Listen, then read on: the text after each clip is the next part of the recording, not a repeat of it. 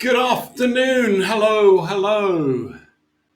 So, I'm really excited because you get hold of the first part of my marketing plan for you guys. And this, I felt really inspired with this. Um, I was really feeling like, well, how can I help? When Cassandra had that question, why am I not selling my art? I thought I've got to do something about this. So I wish I'd had this, what I'm going to present to you this afternoon, because this would have helped me a lot. But this is a work in progress, so it's a draft version. So if you spot any spelling mistakes, doesn't make sense, there's not enough space to fill in things, please let me know by email, or you can post in the chat. I don't mind really. Sorry, just an itchy head there for a minute. It's a bit hot here. So it's in three parts, and I believe if you go through this, it's going to really help you answer that question why you're not selling, because it's going to give you everything you need to sell your product or service, whether it's art or whatever you're doing. Okay, so it's in three parts. Because I didn't want to give you the whole lot, because I know what people are like. They tend to get overwhelmed, or they'll not do it properly. And it's important to do it properly. It's important to, because I've done it in such a logical manner. I hope you're going to see the logic of it. And even if you've done this before to some degree, I would encourage you to do it again, because it just helps you think logically.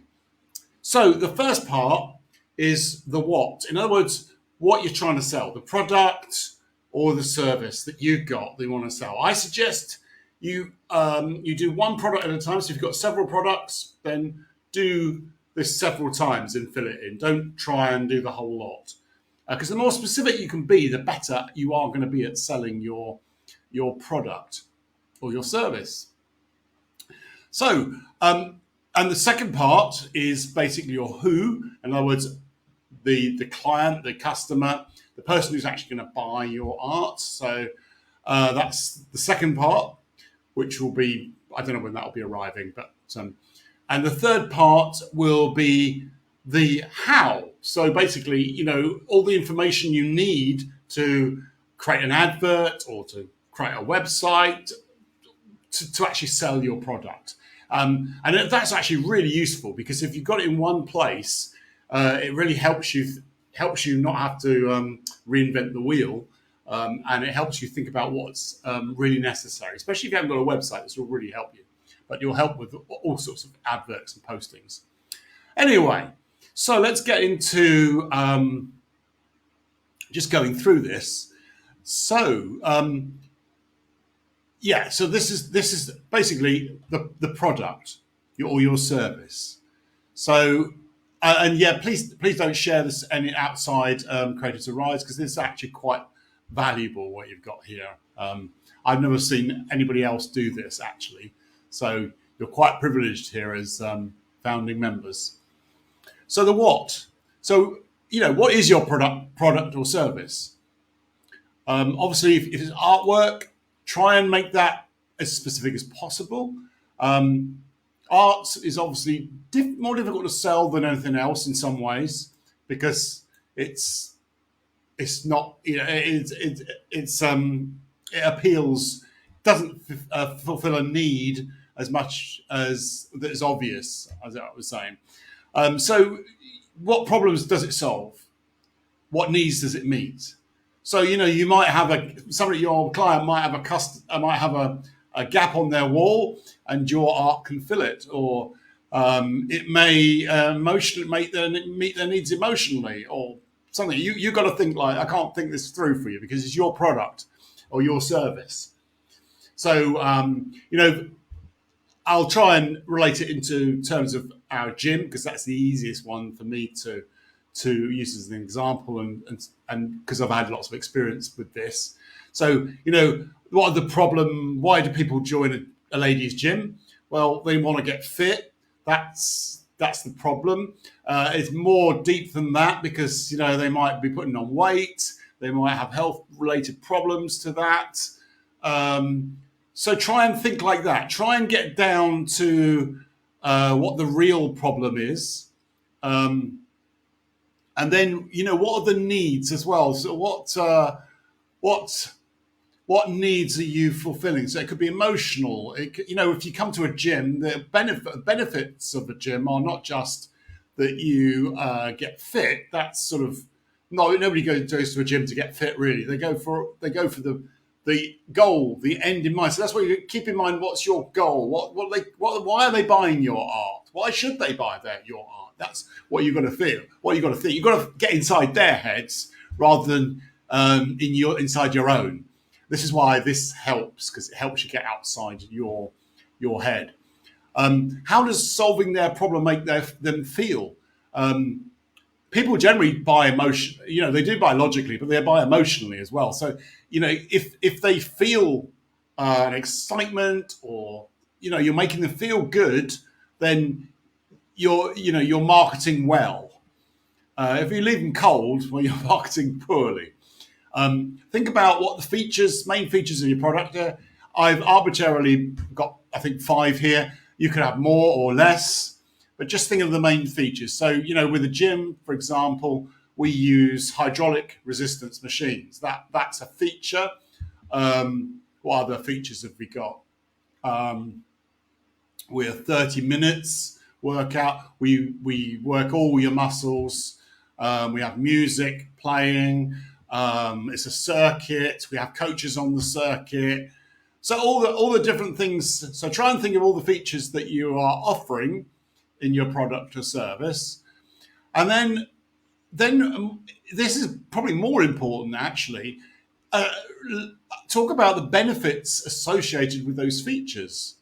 So again, with the gym, we got hydraulic resistance machines, but the benefit of hydraulic resistance is it's safe and they're easy to use. So a lot of ladies will find ordinary equipment very difficult to use. Lots of gadgets on it and very hard to use. The benefits would be community. So like Creatives Arise here, one of the benefits is the community you're part of.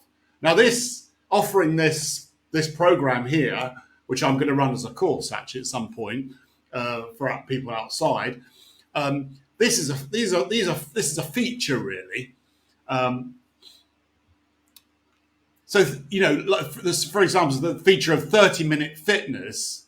Well, that saves people time. So the feature is 30 minutes. That's how long it is. So features are facts. They're specifics about your product or service.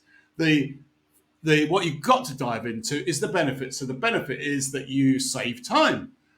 So if you've got a 30-minute workout, it saves you time. So there's your features. So think about your artwork, think about your creativity or your membership. Think of how your features of your product, what are the benefits? So what's the benefit of having your painting or your artwork or your creativity? What is it going to make them feel? What's the benefit to them? Next thing, start thinking of, what's your product or service worth to your customer? And often we undervalue ourselves, don't we? So especially if it's unique, if you can't get it anywhere else, well, it's probably going to be a higher cost, isn't it? So, this at some point will be a higher cost because I believe that what I'm doing here with Creatives Arise is quite unique. There's things similar to it, but I'm trying to go for the niche because that is where the money is. That's where the sales are going to be. If you just do a general product that everybody else is doing, well, you're going to find it harder to sell, aren't you? In a big pond of fish where everybody's basically doing the same thing. So ask yourself, is it tailor-made? I mean, do you spend, a whole week working on this one artwork for a customer? Then it's going to have a high value, isn't it? I mean, imagine, if you just take the minimum wage, for example, as a basic minimum of being paid. Well, how many hours did you spend? And then times that by that. That's the minimum you should be paid for it. What's time worth to you? That's what you got to ask. You might just enjoy doing paintings, so you might not be so bothered about that. And also ask the question, how much time could it save them? That's often people buy to save time, don't they? Or they can't do things themselves. So of course, if you're offering a course, it could save them time. It could get them there faster than they would if they just did it on their own. People say, well, you can just go on YouTube to learn all these things. Well, you can, but it takes a bit of time because you have to search for the thing and you don't know whether it's good or bad. There's no one else on the course. Something like this, you've got a whole load of people who are on this course, you get a bit of social proof. Think about scalability. In other words, what I mean is, if you sell one-off and you have to market every time to get that one-off sale, that is quite an expensive way of marketing, isn't it? If you can have some prints which you can sell, that doesn't take so much work. You can scale it. If you've got a membership type system, you're scaling it, aren't you? Because you're marketing to, like, here we've got 12 at the moment. So it's much more cost effective if I just had one person. So think about, you can scale your art. I mean, maybe you could have a membership for your raving fans. You give them a print each month or something, and they pay you a fixed fee. Or if it's a course, look at what's out there. Look at what other people are doing, is my advice, and see what fits your model. This is really important as well. Who are your competitors? For example, in this space, Matt Tommy is an obvious example, but there are others who are in the mentoring, creative artist mentoring. So, what are their strengths? What are their weaknesses? What are their prices? Well, I know them. I'm not going to say that to you because that wouldn't be fair. But I'm trying to be different because I want a niche. I want to be different. So look at your competitors. We haven't really got many competitors in terms of the gym, actually. So, but that helps by just thinking of their strengths, their weaknesses, their price, etc. And think of how you can do it better, how you can be different. How can you make yourself different from them? Being small could be different from a big, large thing, couldn't it? Some people like to buy from smaller ventures rather than some massive venture. Next, I think this probably needs a little bit more packing out, actually. So if you've got any ideas here, please let me know. So this is really actually quite an important bit as well. How is your product delivered? How do people see your product? How is it visible? If it's online, it's on a website, is it going to be downloadable? Are you going to post it to them? What have you thought about the cost of postage, packing international and all that? Maybe you're putting it in a gallery. Have you thought about the costs of that? Or you've got a shop. There's other things, other ways of displaying your products, isn't it? But if you don't display your product, no one's going to see it. And just sticking it up on a website is probably not going to work either. And sticking it up on Facebook and Instagram, that's not specific enough. You can sell your art like that if you're lucky. If you have a relationship with a person, friend, family, and they know about you, they may buy from you. But you're not going to get thousands of sales like that. You've got to be much more intentional. We're going to show you how that works a little bit later on. What guarantees do you offer? A guarantee basically gives them a bit of security, doesn't it? So think about that, whether you want to offer that to them. And then this is a bit here. So this needs redoing a little bit here, I think. So how is your product or service displayed? A website, social media, shop, gallery, newsletter, brochure, others. So it could be email marketing. Some people have their website, so every piece of new art, it sends you an email. I'm not sure how effective that is or not. Again, you've got to test it out, really.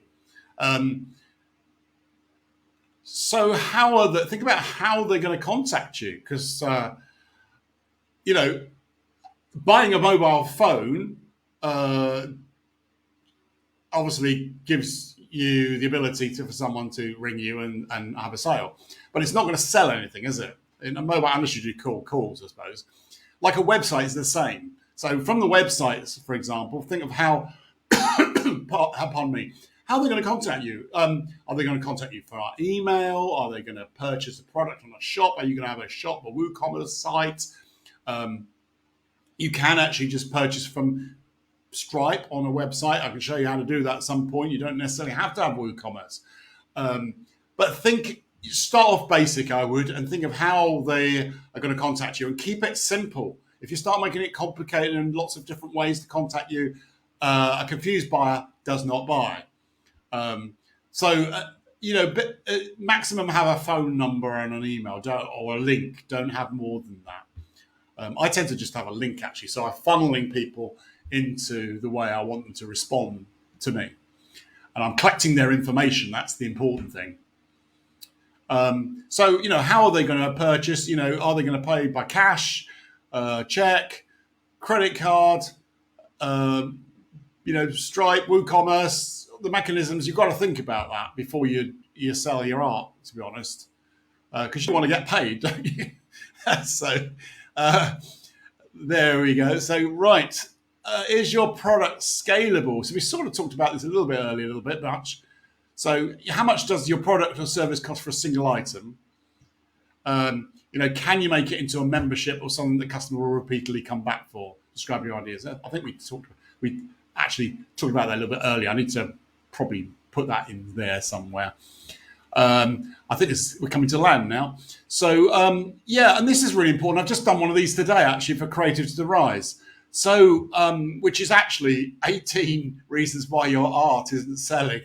I've got a nice document PDF, which with pictures and everything else, which gives them a little insight into why your art isn't selling. You'll get that later on, but that'll be on the website. So that's just a way of a sample, really. A lead magnet is really worth thinking about, because the people that are coming to buy your product, well, they might not be coming to buy your product, and it might be a little bit cold. And the lead magnet, which is a free sample or something of value that you offer them, and in return you give them an email or a phone number, and think about how you're going to deliver it. So often I'll have it on my Google, as on my free Google business account, where you can upload stuff, or on the website. That's all detail, really. But think about having a lead magnet, somewhat kind of lead magnet you want, and we'll talk about that in detail at some point, because it's probably related to the product. Is quite useful. Then they're getting a little sample. So if you walk into a shop, they might give you a taster of a food. You don't get the whole meal, do you? That's not appropriate. You wouldn't sell anything if you did like that. So you give me a little taster, so that they can go away and think, oh, that's what Paul does. He's pretty good. Look, that tastes pretty good. And hopefully they'll come back to you. And of course, if you're doing a lead magnet on the internet, you've got their details, which is really useful for contacting them again. So we come to the end there, I think. So have a go at filling that out as a first step, and if you spot any spelling mistakes or any errors, or think it could flow better, email me, please, because I'd like to get it as good as possible. And if there's no room as well, if you're writing in, I'm going to try and do it myself as well, actually, to prove it out a bit. So that's that bit. And I think when 8th of August, so a couple of weeks' time, when we do a Zoom, we might do this online and go through it together and just have a little chat about the various things and see how it's helped you or not helped you. And then we're going to go to part 2, which will be the who, the customer. And that will be really helpful to you. And then part 3 is probably the most, meaty bit of it, because that's actually all the material you need to create an advert, a website, whatever you're doing. The what. So we got this is the what. Then you got the who, and then you got the how, which is the last bit. So hopefully that will make sense. And just as a note while I'm online here as well. If you can think of any of your friends that you think you would really enjoy doing this, you're the best advert, because you know what's really going on in this group. You know what you're getting. So if you can persuade them to join, I'd really like to get the group to 20 actually in the next couple of months, really, for the minute. So if you've got any ideas, any of your friends, point them to creativesarise.com. But you're the best advert. You're the best person for me to sell your the product, and that applies. Again, in fact, that's something I forgot a little bit to mention a little bit.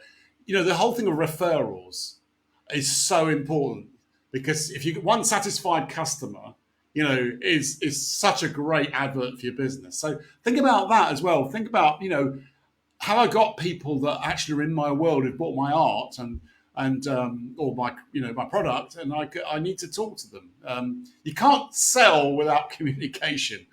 You can't just do it remotely. It'd be lovely if you could press a button and it just did it all for you. But at some point, the human element has got to come in there. So anyway, I'll shut up now. So have a great day, and I really believing this was Holy Spirit inspired, and I'm really hoping this is going to make a huge difference. And let me know, please. Let me know. Give me some feedback, and I don't mind if it's honest, as long as it's positive. Let me know, because this is a draft version, and I'm really hoping that this is going to make sense and give you some of the tools you need to succeed. So thanks for watching.